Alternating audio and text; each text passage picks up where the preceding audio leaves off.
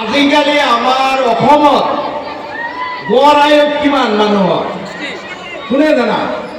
কোনে এজনে কৈছে গড় আয়ুস মানে এবাৰে কোনোবাই 10 বছৰত মৰে, 2 বছৰত মৰে, কোনোবাই 100 বছৰত মৰে, এবাৰে গড় বুলি ক'লে তো বুজি পোৱা নহয় জানো?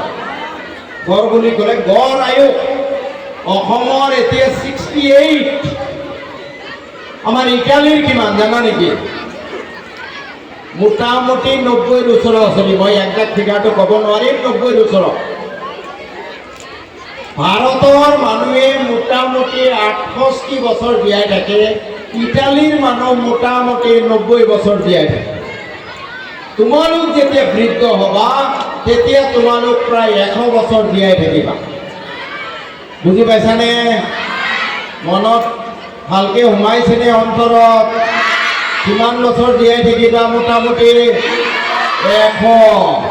এতিয়া যিসকল ক্লাছ 10ত আছা তেওঁলোকৰ বয়স কিমান? মোটামুটি ক্লাছ 10ৰ 16। মই ক্লাছ 10টোকে ধৰিছোঁ।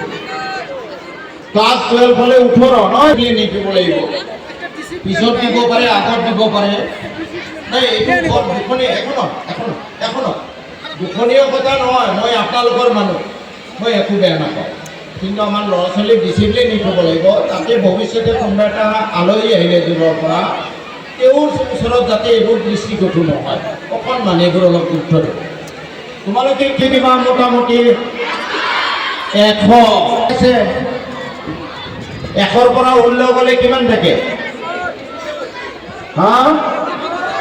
84 84 হয়নে?